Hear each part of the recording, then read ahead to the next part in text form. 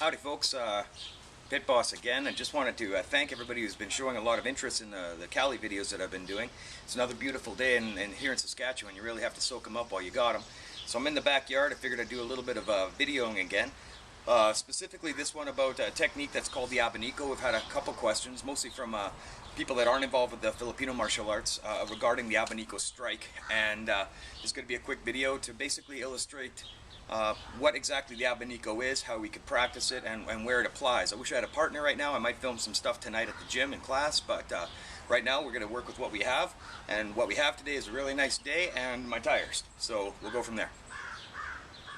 One thing to point out before we start playing with the abanico is the stick that you're going to be using. Most of the stuff that we usually practice with, at least in our class, is about a 28-inch average length rattan, about 1 inch in diameter.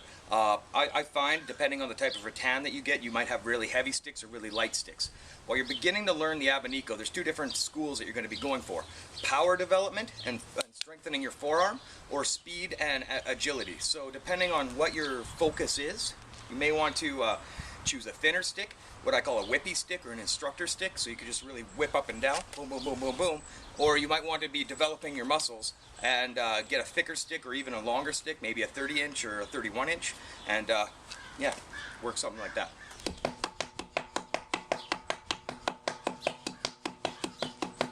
So abanico, the word, it means fan. And if you look at the technique of an abanico, you're going to notice it's a fanning motion. It goes back and forth like a fan, like a Chinese or Japanese fan. So it's one of the techniques that's really specific to the Filipino martial arts. You won't see it in a lot of other stick fighting techniques, Japanese, Chinese, whatever else, because it's a very hidden hit. You basically, if somebody grabs your wrist, you can still ding them up, give them a bit of a wrap. Also, you can use it as a feinting technique. So you're here, you feint, and then cut through. Same thing with the reverse, and then you go low. So what we're going to do in this video is take a look at the abanico, how you can develop it as an attribute, increase your speed, increase your flexibility, proper arm angle, ways to make sure that you can do your abanico properly, and hopefully it'll give you some stuff to work on at home.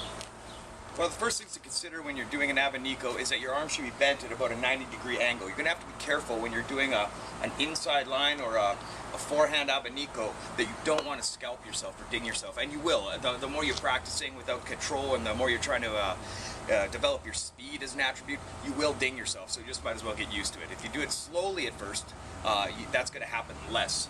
In our class we've got a maxim that is precision before pressure, or position before pressure, and that applies to lock, flow, to weapon stuff. And when we're doing this, I say practice really slowly until you've got the rotation properly. Otherwise you might ding yourself there or ding yourself there, and I don't want to see people getting hurt. But the thing about an abanico, from an on-guard point of view, you can whip it real close above the head and get somebody in an eye in the hand. If it's on a vertical line, bang, or a horizontal, excuse me, stick vertical, arm horizontal, it's a hand hit. There's drills, duck up and puño, 6 count, depending on the system that you're training in. It's like a thrust, sweep, puño, and then an abanico. So that's one example of the abanico. So once again, it's a fan hit. It comes on top this way and on top this way. You can do it as a combination. You'll see that in WCAF tournaments, in the back-in style single point system. You don't see it so much as a setup. I've found with the Illustrismo guys that I train with, because it's a blade and a sword style, they consider the abanico, as opposed to, like, let's say modern arnis, it's a strike. The Illustrismo styles consider it a feint, or maybe a tip jam, because it's a blade style. You're trying to get that towards the eye. But in the modern arnis and NSI arnis, and even the Kiri Tertia as a stick fighting system, it's an actual strike. So that's something to keep in mind. So when we're practicing the abanico, what you want to have to do is arm is at a 90-degree angle. Turning it that way, you should be looking through a triangle here that is created by your stick, like that almost. So you're hitting forward though. So 90-degree angle over top, and now you're looking through the bicep, outside and inside, outside and inside. I see a lot of people when they're practicing this turning it into a hit, hit, hit, hit, hit. That's wrong. It's a back and a forth.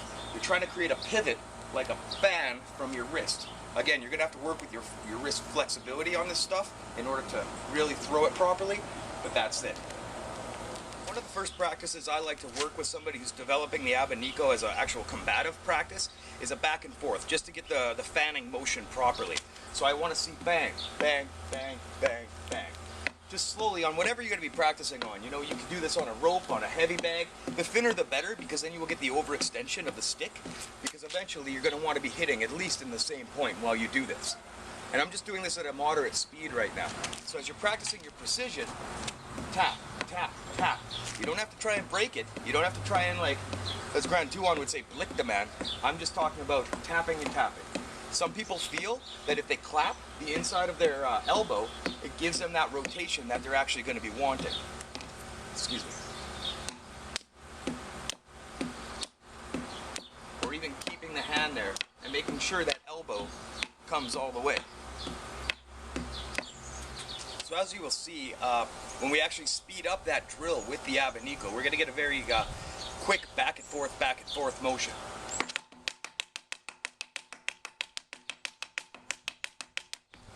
Which is kind of the goal in the long run. We're not going to be doing a long drill like that, but you want to be able to get that back and forth speedy motion.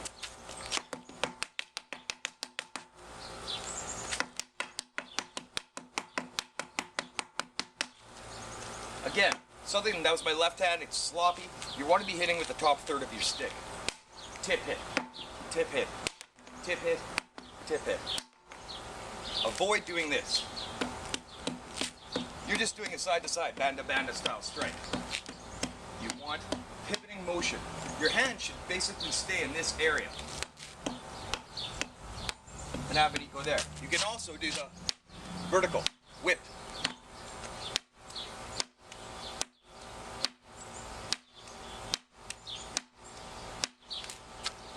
One of the first actual combative drills that I try and show guys in my class is how to come from a basic on guard into an abanico. So we're sitting here with a low chamber. You could be trying to do the jab, leg hits, head hits, or an abanico. The abanico is what we're actually going to be working right now. So we're here, we slowly bring it up to there. We haven't turned the point this way yet. That would be a reverse thrust. What we're going to do is bring the stick up here and just whip it.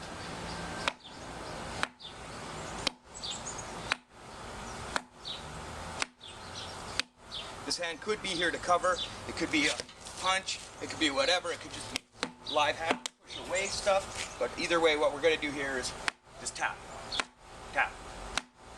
And I'm doing this fast. When you're actually practicing and you're just learning how to do an abanico, do it slow. And you'll notice, I kind of drag the tip of the stick and I bring it over top. I'm a short guy, so this is actually simulating against a taller opponent, but you can be going low.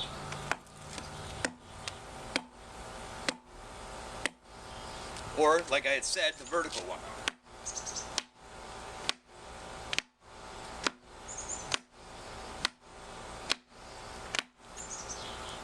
There are times you want to feint and come in with a hit with the abanico, so you're feinting and coming in. So this drill that I'm going to show you here is a way to develop that attribute. We stand on a reverse lead with our live hand forward. We drop the tip, bring it up.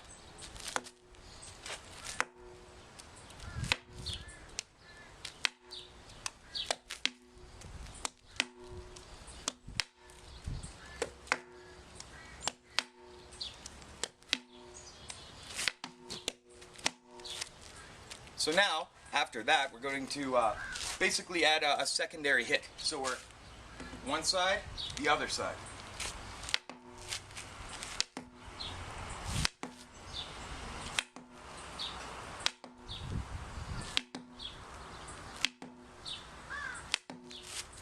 Now we would add the third hit, which is going to be a low knee strike. And then actually, just because it's natural, I come in with my live hand check, push, punch, whatever the case may be. So we're going to go 1, 2, check. 1, 2, check. 1, 2, knee, check. You're going to notice a circular motion that starts being worked with this form.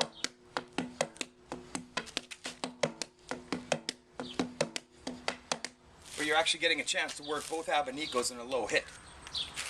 Inside, outside, low, push. If you're a drummer at all, it creates a really nice cadence to follow.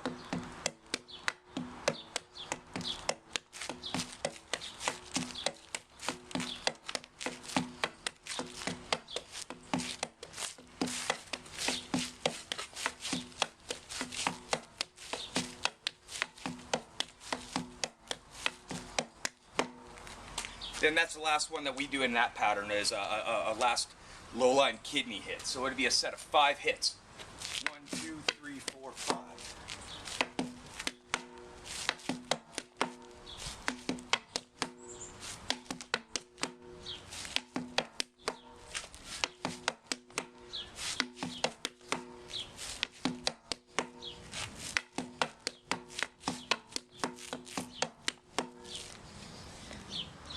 That form could just easily be practiced on a heavy bag or any other tool that you might want to be working. It could be a solid tree trunk, it could be just a pole or a rope hanging in the middle of a room. I'll show you a couple alternatives for practicing for people on a budget or without the standard equipment that I try and keep around my yard. So at its simplest level, you can use something like this. This is simply the cord that I tied up my daughter's tire swing with. I also play with my dogs on it for tug of war. But this is just a simple nylon cord holding this up. And you're going to find that a weight, if you have weights or a kettlebell or a tire or whatever you want, tied to the top of a tree branch, that's going to be all you pretty much need to practice one form of abanico. Doesn't need to be fancy.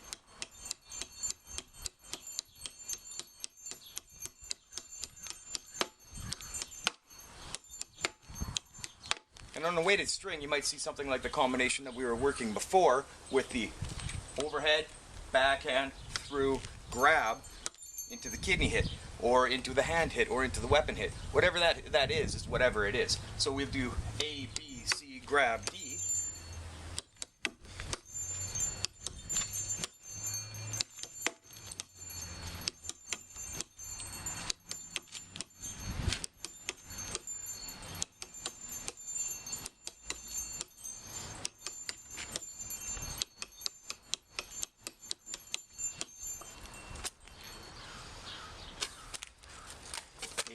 C, grab, D.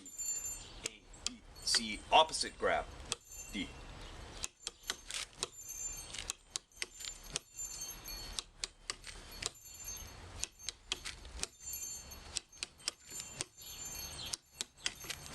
Depending what trap you want to do.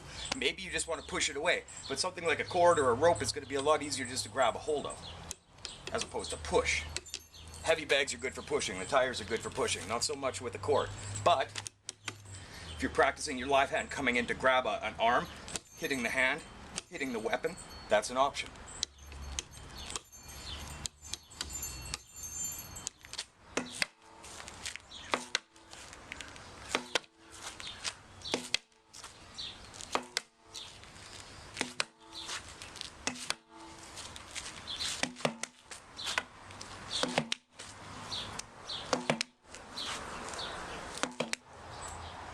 Maybe you want to be working on some precision targeting as opposed to power development.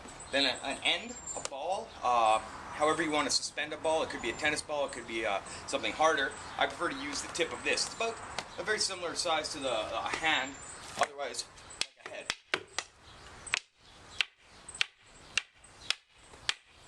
And like I said, I'm not the tallest guy in the world. This is very close to my own head height, so.